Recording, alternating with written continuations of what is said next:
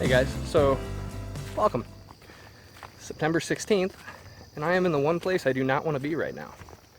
And that is at a property when it's not raining, checking cams that have been tampered with, marking a property line where there's baiting going on 20 yards away. But yeah, we'll get to that in a little bit. First, I want to backtrack a little bit to a early September visit that I did to the new 22, and we'll discuss some of the food plot. But one long-term thing that I had to make a decision to do this fall, even though it goes against kind of what I say about staying out of the bedding areas after spring green up. So let's cut to that first, and then I'll see you back here. Okay, but I'm at the new 22 today. I know it's September 2nd or whatever, and I'm gonna be making one of the cardinal sins. However, I gotta think long term. I'm going into the bedding area today, and all I'm gonna do is drive the four-wheeler through and spray some Glide on an area that long term, if it takes, I got a couple different options. Basically long term, I want that area to be in switchgrass or bedding in a bag by Real World Seed. Look it up. It's got a mixture of predominantly switchgrass. I think there's Big Blue Stem, and there's another one in there that I can't remember offhand. But it's a high native grass seed bed that I want to try to get established in there. That then will be that switchgrass stand. It'll be a bedding option. When we bought this last spring, or when I bought this last spring with my wife, we went back there with the brush hog, and we brush hogged about a half acre worth of an area and a lane that goes back to it. That's the only area that's kind of prepped. It's got weeds now that are about up to my knees, and what I'm going to do is I'm going to go in, and I have a real high dose of Glide that I'm going to lay down on it today. I would have liked to have done this earlier in the year. It just kind of slipped my mind, and I forgot that I had the seed that I want to try to frost seed come early winter this next year, or late winter, early spring. So the goal is to go in and spray that, and then hopefully when I get ready to frost seed, I can kind of tell what kind of ground exposure I have. Will it take a frost seed? And if it won't, what I'll probably do is I'll actually plant for 1 year a Roundup Ready corn in there, and I'll just keep it spray killed. That way the seed bed's nice and good, and I'll come in and I'll brush hog it around this time next year and take care of it that way. So it sucks going back in there right now. However, long term, it's something that needs to be done. It's something that's only going to make the property better. And then if it takes, what I'm going to do is actually extend it down towards the south a little bit more, and probably extend it to the north a little bit more as well, to where then I will have about an acre to an acre and a half of this bedding area option in a switchgrass style bedding option with some desirable trees in there. There's a couple young oak trees I'll leave in there, a couple young pear trees I'll leave in there, and it'll be a good bedding option, different than the honeysuckle lower growth that you saw me brush hog, or not brush hog, but go in there with a chainsaw earlier this spring. If you haven't seen that video, go back a few months on YouTube and check that out. They are utilizing that bedding area more than they have ever in the past. So I'm going to make a lot of noise. I want the deer to know that I'm back here, and I want them to be able to escape and survive, and to them that is a successful bedding area. I'm not going to try to slip in and slip out. I'm going to actually go in, probably be whistling, maybe even clap a little bit, just to make sure they know I'm coming. They can slip out, they're fine, they know it was a human, they know it wasn't a threat, and go from there. So that's what we're going to do. I'm also going to be spreading fertilizer over on the food plots today. It's been about maybe a month, give or take a little bit. I think it's a little bit under a month since we planted that over there. You saw me go over there and overseed some of the thinner areas with Harvest Salad. It's coming up good. Now it's time to hit it with a dose of fertilizer right before the season, higher in nitrogen than anything else, and we're going to get that down today as well. So got a lot to do. I'm all by myself, and I want to get out of here at least a couple hours before dark, just to let the property settle down and let the deer filter back in tonight. So let's get it done. So as you can see, long term, that bedding area, hopefully that switch takes, it won't be until about 2019 whether we see whether that switch took really good or not. I've thought about throwing some Miscanthus giganteus back in there too. That's a clumping grass that grows and can be controlled with just mowing. You don't have to burn it as often, and you can then subdivide it, and it does kind of the same effect. So that's something that I may do in the future. But now we're back at the swamp property like I opened out the video with, and I'm gonna cut to some video I just shot a little bit ago down on the access road, which is the southern extreme of this property. For those of you that are familiar, that's the southern half that is contiguous with or butts up to a state wildlife bog that is protected. You can't do anything but walk, and even that you have to have access to it, but you're not even allowed to remove a stick or anything like that from it. So let's cut to that, and I'll discuss some issues down there, and we'll check back. Hey guys, so it is like September 16th, I think, and this is not what I want to do. I don't want to be at the properties right now. It's not raining. It's basically that time frame where if it ain't raining, I'm not here. But that gate all the way back there, we have a dummy camera on, and it keeps getting turned around. So I came out to turn that camera back around. I do know the owners of that property. I have been texting them, so they claim it was because they wanted to urinate. You can pee off screen of the camera without turning the camera. So second time, we're gonna relay a message to them again, and maybe we'll just have to get a little bit more stern with it. I still think that they're pretty trustworthy people.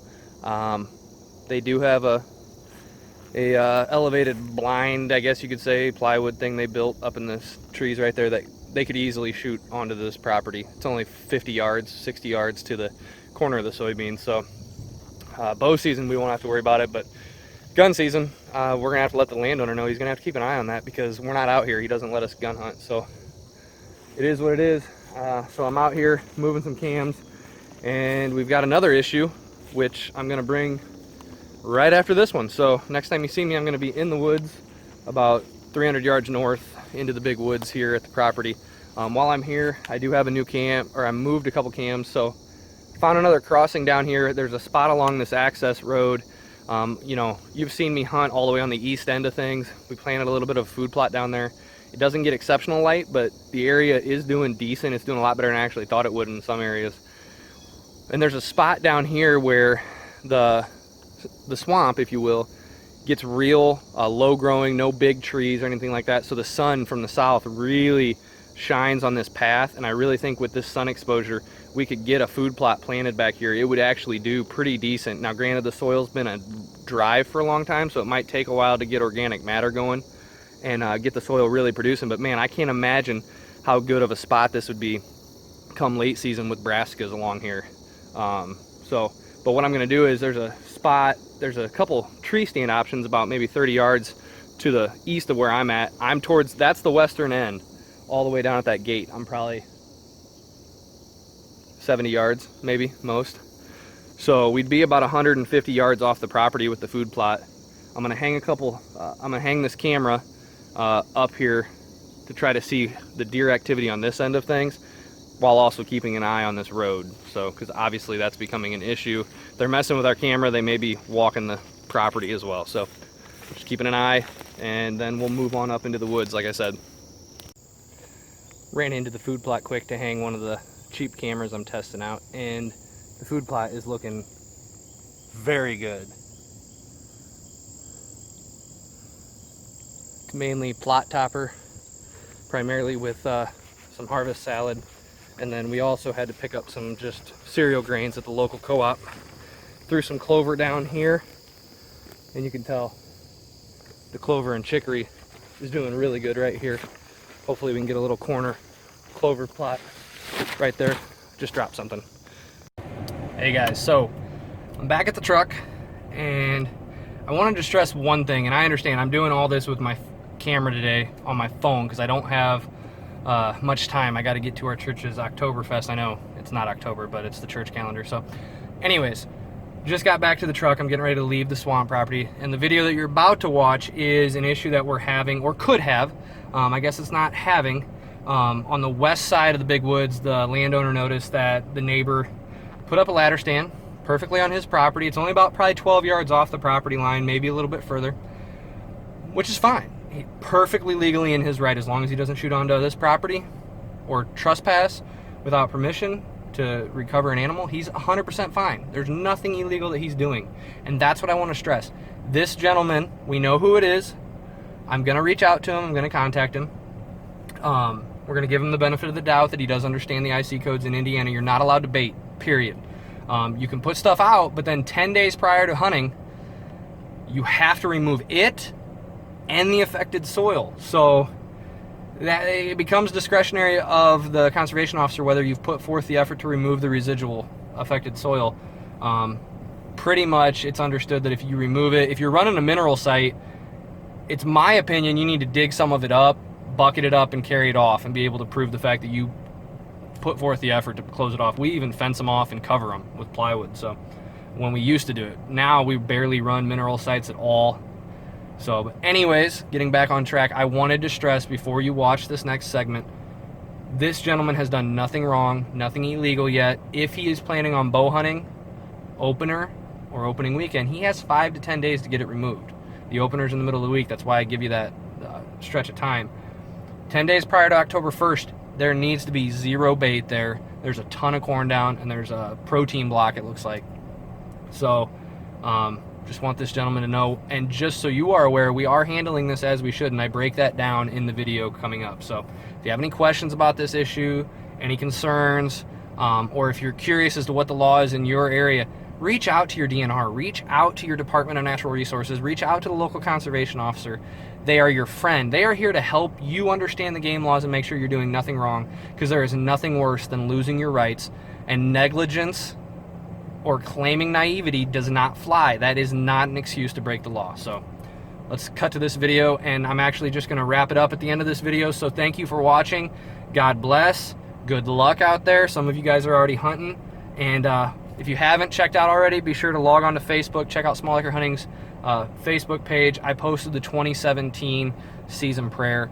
It means a lot to me, all the support that's gotten, and I'll try to get that posted onto the website here in the coming days. So, God bless. Okay, I'm cataloging this both for the landowner's sake and mine, because we do have a couple of trees along this west edge that we do hunt every now and then. So this is kind of a protective videoing. I'm gonna walk, the ditch is entirely in the landowner's property that I have. You can actually see the old fence posts and the old fence, and I'm actually gonna walk over and video that so the footage shows I have not crossed the line. It is September 16th. We are only about 15 days from the season, and baiting is prohibited within 10 days of the season, and all affected soil, according to the IC code, has to be removed. So this guy's got some work to do before then. So just so you can tell, right there is the fence, and I'm gonna come stand. Right here's barbed wire. I'm still not across it, and hopefully I get this on footage. He's got to get rid of that. So I don't know if he's aware of the IC code. Us knowing that it's here, we have to, I am going to let the CO know, because we do have a couple spots over here that we hunt every now and then. But me knowing that this is a baited site, if it's still baited in 5 days from now, opener, I would not be allowed to hunt here, depending on the discernment of the CO officer. So to me, it's just not worth it. Gonna give him the benefit of the doubt. Actually, I found him on Facebook. I am gonna private message him, explain to him, hey, the landowner saw your stand, he saw your bait and everything. The conservation officers have full reign of the landowner's property. He comes out here frequently because of the issues we've had in the past. Just, I encourage you to get rid of it. So we'll see what happens. It's more of a protective thing at this point. Nothing is worth risking. Again, the camera just did something. Nothing is worth risking your rights to hunt and enjoy the outdoors. And if it's illegal, it's illegal. You know, I just posted the 2017 season prayer that I do every single year. And one of the things that I pray about is discernment, safety, and being with us in the low times. Well, this is a discernment issue for him and for me. I'm going to be full honesty, full disclosure with the conservation officer in our area. And I had a camera messed with. That's a low. So, you know, just got to keep in the grand scheme of things. I'm extremely lucky and honored and blessed to even be able to hunt, first of all, but then to even have a property that isn't mine, that the landowner trusts me enough to let me and my dad hunt. It's a blessing. So you need to take care of that, nurture that, leave hunting better than when you joined it. So, and by doing something illegal, again, let me stress, this guy has done nothing wrong yet. Oh, I am going to be hanging up some posted signs here. You can see we've got some over there on the other side of the ditch. we did that because the water level was pretty high when we did it. It's dry now, so I'm gonna hang right here that is still on this landowner's property. So God bless. Hey guys, I really thought that was gonna be the end of this story, but it's not. I did everything I laid out. I actually sent this gentleman, this young man, a Facebook message privately to him, and I included my cell number. I was like, hey, if you need to get a hold of me for any reason, give me a call. Literally not even 10 seconds had passed and I got a phone call. So in this whole conversation, I thought it was gonna go bad. It went great. Everything that he said, it appears to me, he not only knew the local conservation officers' names, he knew their first names. Now I know that may not seem like a big thing, but typically your guys like me are gonna know the local CO officers. I mean, he knew them by name, and he's friends with one of them, he claims. So, and I believe him. I don't have any reason to not. Everything that he was saying was matching up. He even asked me about stolen trail cameras because he's having issues. He just bought this. He hasn't even been there a whole year, and he has already gotten trail cameras stolen. So now he's got trail cameras watching trail cameras, and so we immediately, I guess you could say, almost bonded over that fact, because we, as you guys know, the swamp property has some very non-desirable people around. We've had issues every single year in some fashion, this year included. And I haven't even shared everything. You guys know about the trail cameras, the stands being stolen, the issues with trespassing. It's just a never-ending and constant issue out there. It's just not a good area as far as people go, but it's got the best big buck potential out of every single property I own. That bog is just incredible. But anyways, the conversation went great. He went out and removed the trophy rock. He's going to contact the CO if he needs to go out and scrape any dirt up or dig up anything, or if he should be fine. It was only out there for like 3 weeks, I guess. The corn should be gone. He says they usually go through the bag. He's surprised if it lasts 3 nights. So he technically has 10 days prior. He's still got a couple more days even, and that was a day and a half ago now. So I fully expect that it's fine. I'm not even going to bug the COs. I'm going to log all this stuff. I'm going to keep it, our conversation and everything, but I don't foresee it being an issue. So praise God for that. It's been rare that something's went good out there. So I'm going to take this as a check mark in the good column and roll from there. That property, I'll be honest, has been really dead for us this year. The new landowners by that gate on the other side, they've been out there, at times it seems like every single weekend, especially multiple times during the week, just either working on the farm, putting in a culvert, doing work, doing stuff. They want to make it, they tore up that whole drive, trying to make it more passable and everything. So, it's nice to have neighbors, good neighbors out there. So then they're still pretty decent. I did reach out to them about the camera being turned on the gate, and they don't like the fact that it's right on the gate and it's facing their property. They feel like that's a little rude. So, and it's not worth fighting over. So little do they know, we've got 2 more cameras on that access road. That one I hung is like 60 yards, you guys saw, and if they do decide to trespass, we'll get pictures of them. So it's everything's going good and it's stepping forward out there. And this is a prime example. I'm going to end this video right now. It's a prime example of, don't make assumptions about your neighbors based on anything that you hear. Good, bad, indifferent, whatever. Give them the benefit of the doubt and let them prove to you otherwise.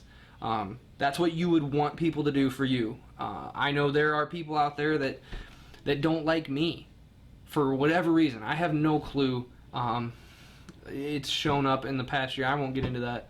But, it is what it is. Depending exactly who they talk to, they might think ill of you. But in reality, you're a great guy, and you're going to have respect for them and everything. So I'm so happy that I reached out to this guy. I'm happy he called me. That alone was a good sign. And then the fact that our conversation, we talked for 20 minutes about stuff. So it was a good conversation. Everything ended well. So don't make assumptions about your neighbors, especially new ones, or if there's a new neighbor that's hunt or anything like that. Be the first one to make that approach, to reach out and see if you can have a good relationship with them, because it makes hunting much more enjoyable if you don't have issues. So praise God for the whole situation working itself out, and I look forward to the hunting season, and I'll bring you guys an update because we're getting really close to everything here soon. You guys did write in. There was actually, I think 3 people just in the last week asked about that Miscanthus gigantus that I planted out there at the property. So I'm going to post a real short video. There won't be an intro. It won't be really long. It's just going to be the Miscanthus gigantus update. I might squeeze in a food plot update into it as well, but I'll post that on Facebook and YouTube separately. But I think that's the end for this one. Thank you guys for watching.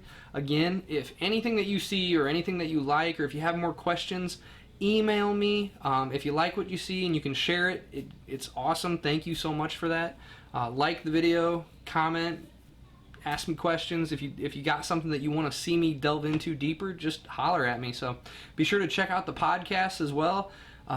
Those are uploaded to SoundCloud. Most of them are linked on the website. I think I need to get the website homepage updated because I think it's still on the 3rd episode when I have a 4th one that is out there. So again, I think that's everything. God bless, guys. Those of you guys that are already out there hunting, make sure you're wearing your safety harnesses, because if you're not, you obviously don't love anybody in your life and you don't even love yourself. It's not even a joke. So, God bless, guys. Thank you.